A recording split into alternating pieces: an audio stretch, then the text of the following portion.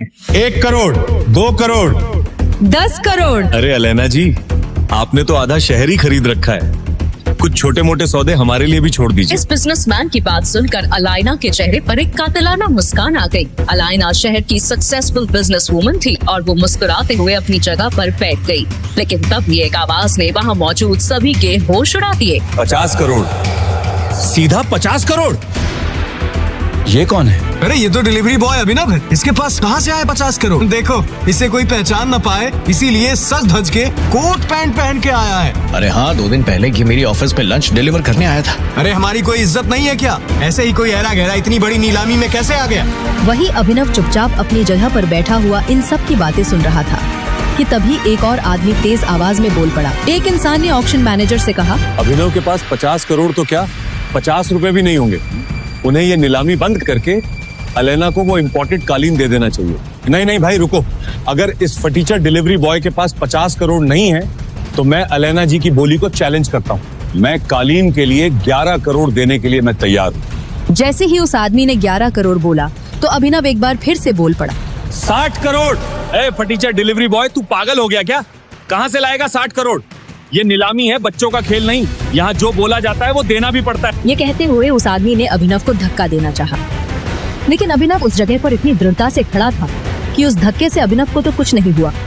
लेकिन वो आदमी खुद अपनी जगह से 2 कदम पीछे चला गया और फिर अगले ही पल अभिनव ने अपनी जैकेट से एक चेक बुक निकाली और उस पर 60 करोड़ की राशि डालकर साइन करने लगा। उस चेक को भरते हुए वहाँ मौजूद हर इंसान देख रहा था और सब भौचक्के रह गए थे। सभी को लग रहा था कि अभिनव ने अपनी जेल जाने की पूरी तैयारी कर रखी थी। वो धड़ल्ले से चेक पर 60 करोड़ भर रहा है। अभिनव ने चेक पर अमाउंट भरकर वहां मौजूद नीलामी करवा रहे बैंक के मैनेजर को दिया। एक बार को तो मैनेजर को भी यकीन नहीं हो रहा था कि आखिर 3 करोड़ की चीज को ये अभिनव जैसा डिलीवरी बॉय 60 करोड़ में कैसे खरीद रहा है और क्या सच में इसके अकाउंट में 60 करोड़ है भी या नहीं। मैनेजर ने थोड़ी देर तक उस चेक की जाँच पड़ताल की और जब उसने ऑनलाइन बैंक अकाउंट में बैलेंस देखा तो उसके होश ही उड़ गए। इसके बाद मैनेजर खड़ा हुआ और माइक पर बोला, ये नीलामी यही समाप्त की जाती है और ये विशेष इम्पोर्टेड कालीन 60 करोड़ रुपए में अभिनव जी को दी जाती है। जैसे ही मैनेजर ने माइक से ये अनाउंसमेंट किया तो वहाँ बैठे सब लोगों की आंखें फटी की फटी रह गई। सबसे पीछे खड़ी एक बहुत ही खूबसूरत लड़की मिस अलेना, जिन्होंने 10 करोड़ की बोली लगाई थी, उनके पास किसी का कॉल आया। हेलो, वो इम्पोर्टेड कालीन आपको मिल गई? कोई अभिनव करके कोई डिलीवरी बॉय है जिसने 60 करोड़ की बोली लगाई है। मतलब आजकल डिलीवरी वालों के पास इतने पैसे आ गए हैं कि 5 करोड़ की चीज को 60 करोड़ में खरीद रहा है। अलेना जी, ये सब सोचने से पहले एक बार अभिनव की उंगली में देखिए। उसके बाद अलेना ने अपनी आंखें उठाई और जैसे ही उसकी आंखें अभिनव के दाहिने हाथ में पहनी हुई अंगूठी पर गईं, तो वो पूरी तरह से चौंक गई। उसकी आंखें फटी की फटी रह गईं और उसने चौंकते हुए कहा, टाइगर। टाइगर का नाम सुनते ही अलाइना के होश उड़ गए थे। क्या है टाइगर नाम की सच्चाई? कैसे एक डिलीवरी बॉय के अकाउंट में आए 800 करोड़? क्या है अभिनव का राज? अगर वो इतना पावरफुल है तो क्यों रह रहा है दुनिया के सामने डिलीवरी बॉय बनकर? इन सब सवालों ने इंस्पेक्टर का दिमाग घुमा दिया था। ये वीडियो उसे एक अनजान लड़की ने भेजा था, पर इसके पहले 2 अलग अलग जासूसों ने भी इंस्पेक्टर को अभिनव के बारे में कुछ बताया था। उसे पहले जासूस की बताई कहानी याद करने की कोशिश की। रुक जाओ, वो रेस्टोरेंट हम गरीबों के लिए नहीं है अभिनव। एक बार मेरे कपड़े तो देखो, रोड पे कटोरा पका के भीख मांगने वाली लग रही हूँ। और जरा उस रेस्टोरेंट में खाना खाने वाले अमीरों को देखो, उनमें और हम में जमीन आसमान का फर्क है। नहीं वैभवी, तुम बहुत सुंदर लग रही हो। वैभवी ने आगे कहा कि वो शहर का सबसे महंगा रेस्टोरेंट है। उनकी औकात वहाँ पानी पीने की भी नहीं। अभिनव ने कहा कि उसने वैभवी के जन्मदिन के लिए पहले से ही बचत करके रखी थी। वैभवी ने कहा कि अभिनव ने काफी मेहनत से ये पैसे कमाए थे और वो एक ही दिन में उसे ये सारे पैसे नहीं उड़ाने देगी। अभिनव ने कहा कि वो सब संभाल लेगा। इतना कहकर अभिनव उस मेगा रेस्टोरेंट के अंदर चला गया। वैभवी अभिनव को रोकने के लिए उसके पीछे पीछे भागी और जल्दी जल्दी में एक अमीर आदमी से टकरा गई और उस अमीर आदमी के महंगे सूट पर वाइन गिर गई। Sorry sir. अंधी हो क्या? इस गंवार को अंदर किसने आने दिया? इस सूट की कीमत भी पता है तुझे? 30 लाख का सूट है ये। आई एम सॉरी, मुझसे गलती हो गई। मैं इसी वक्त यहाँ से चली जाती हूँ। तुम्हें क्या लगता है मैं तुम्हें इतनी आसानी से यहाँ से जाने दूंगा? जब तक तुम मुझे 30 लाख रुपए नहीं दे पाती मैं तुम्हें कहीं नहीं जाने दूंगा। इसी वक्त मेरे सूट की कीमत चुकाओ वरना क्या? अचानक ही अभिनव वैभवी के पास वापस आया। उस आदमी ने अभिनव को गौर से देखते हुए कहा, इस रेस्टोरेंट का स्टैंडर्ड सच में काफी गिर गया है। इसी वक्त मेरी गर्लफ्रेंड से माफी मांगो। मैं माफी मांगू? तुम जानते भी हो मैं कौन हूँ। वैभवी उस अमीर आदमी और अभिनव के बीच हो रहे झगड़े को देखकर बहुत घबरा गई। अभी इसे माफी मांगते हैं और चलते हैं यहाँ से। इस अमीर आदमी को मैंने टीवी पर देखा है। मेरी गर्लफ्रेंड से माफी मांगो वरना आज के दिन के लिए तुम जिंदगी भर पछताओगे। अभिनव की बात सुनकर वो अमीर आदमी गुस्से से तिलमिला उठा। पूरा रेस्टोरेंट उसे देख रहा था। उसने कहा, मैं शहर का सबसे बड़ा हीरा व्यापारी हूँ। अमीर से अमीर लोग, मंत्री सब मेरी जेब में रहते हैं। मैं चाहूँ तो चुटकी बजाते ही किसी को भी गायब करवा सकता हूँ। और अगर चुटकी बजाते ही मैंने तुम्हारे पूरे बिजनेस का नामो निशान ही गायब कर दिया तो? जब तक वो आदमी अभिनव की बात समझ पाता, अभिनव ने अपना फोन निकाला और किसी को एक मैसेज भेजा। अगले ही पल उस अमीर आदमी को एक कॉल आया और उसके पैरों तले जमीन खिसक गई। बेटा, हम बर्बाद हो गए। हमारी कंपनी के शेयर गिर गए और हमें करोड़ों का नुकसान हो गया। व्हाट? ये कैसे हो सकता है पापा? कोई हमें बर्बाद करने की कोशिश कर रहा है। क्या तुमने किसी बड़े आदमी को नाराज किया है? अगर किया है तो यही वक्त माफी मांग लो, नहीं तो कल तक हम सड़क पे आ जाएंगे।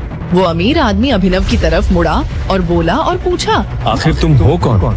आखिर कौन है अभिनव और क्या है उसकी हकीकत? आखिर कैसे एक सड़क छाप ने उस अमीर आदमी का करोड़ों का साम्राज्य मिनटों में गिरा दिया? इन सब सवालों का जवाब किसी को पता चलता उससे पहले ही अभिनव वहाँ से जा चुका था। और ये तो सिर्फ अभी से जुड़ा एक किस्सा था जो पुलिस इंस्पेक्टर को एक जासूस ने बताया था। पुलिस इंस्पेक्टर को कुछ समझ नहीं आ रहा था क्योंकि एक दिन पहले एक दूसरे जासूस ने इस अभी उर्फ अभिनव के बारे में जो बताया था वो कुछ अलग ही कहानी थी। इस भिखारी को तो मेरा कुत्ता भी घास ना डाले। मेरा बॉयफ्रेंड तो भूल ही जाओ। सुना नहीं क्या तूने नल्ले? वैभवी ने तुझे लात मार के भगा दिया है। आज के बाद इसके पास भटकने की भी मत सोचना। प्लीज वैभवी, हम साथ में घर बनाने वाले थे। मैं तो हमारे लिए पैसे भी जोड़ रहा था। झोपड़ी को घर नहीं कहते अभिनव, जाओ यहाँ से। अभिनव की गर्लफ्रेंड वैभवी उसके गले लग गई। अभिनव का सीना दर्द के मारे फटा जा रहा। अभिनव वहाँ से रोते हुए बाहर निकला और शराब की एक पूरी बोतल पी गया। मन ही मन उसने कहा, इससे बेहतर तो मौत दे देता तू। अभिनव नींद और नशे में बेसुध एक कार के सामने आने ही वाला था कि इतने में कार के ड्राइवर ने ब्रेक्स लगा दिए। उस कार में गुड़गांव का अमीरजादा सनी सिंह बैठा था। नशे में धुत अभिनव को देख उसने अपने गार्ड से कहा, परफेक्ट, अब आएंगे मजे। इसे डिक्की में डालो और मेरी बहन अनन्या के कमरे में सुला दो। इसका पैंट उतारना मत भूलना। मगर बॉस, ये आदमी जैसा कहा है वैसा ही करना। और हाँ, दादाजी को क्या कहना है याद है ना? अभिनव की जब आंख खुली तो उसके चारों ओर बंदूकें ताने आदमी खड़े थे। वो एक आलीशान महल जैसे कमरे में था। उसके बगल में एक कोमल लड़की बैठकर रो रही थी। सामने 6 फीट लंबा चौड़ा आदमी अभिनव को गुस्से में देखते हुए कहा, अनन्या, ये शराबी खोर है तुम्हारी पसंद? दादाजी मेरा यकीन मानिए, मैं नहीं जानती इसे। मुझे नहीं पता ये मेरे कमरे में कैसे आया।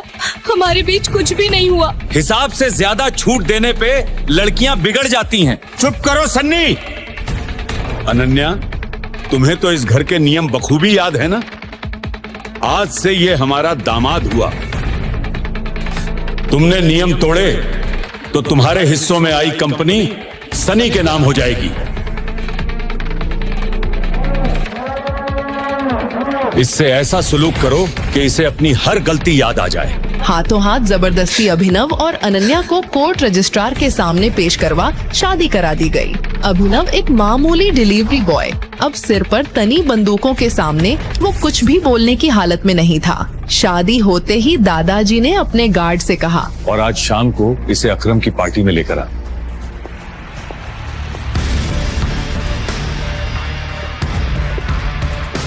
कहीं ज्यादा दर्द तो नहीं लग रहा? दादाजी के आदमियों ने अभिनव के चेहरे का नक्शा ही बदल दिया और फिर उसके बाद हॉस्पिटल ले गए।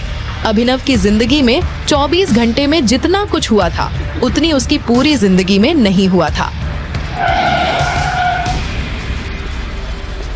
किस्मत का मजाक तो देखो, अकरम की पार्टी में पहुंचते ही अभिनव को वैभवी दिख गई। तुम्हारी शक्ल का कीमा भरता किसने बना दिया? यहाँ कुछ डिलीवरी देने आए हो क्या?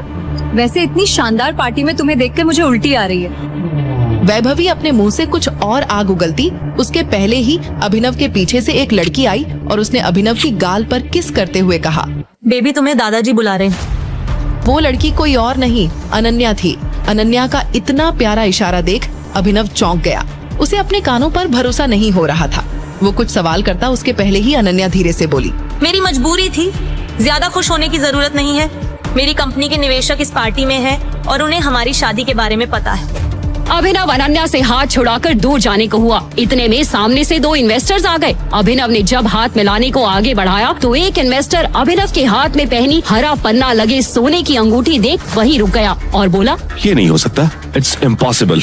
अनन्या की कंपनी में इन्वेस्ट करने आए 1000 करोड़ की कंपनी का मालिक अभिनव के सामने अपने घुटनों पर बैठ गया और बोला, हमारे 18 सालों की खोज खत्म हुई, टाइगर। क्यों एक मामूली से डिलीवरी बॉय को इन्वेस्टर्स टाइगर बुला उसके सामने घुटने टेक बैठ गए? ऐसी कौन सी दुश्मनी थी जिसकी वजह से सनी ने अपनी ही बहन के चरित्र पर इतना बड़ा दाग लगाया? क्या अभिनव का कोई राज था? क्या होगा जब अनन्या के सामने खुलेंगे सच के भयानक पन्ने? आखिर कौन है टाइगर? आगे की कहानी जानने के लिए देखें अगला एपिसोड सिर्फ पॉकेट FM के YouTube चैनल पर, और द रिटर्न ऑफ टाइगर के सारे एपिसोड्स को सुनने के लिए डिस्क्रिप्शन में दी लिंक से डाउनलोड करें पॉकेट FM ऐप।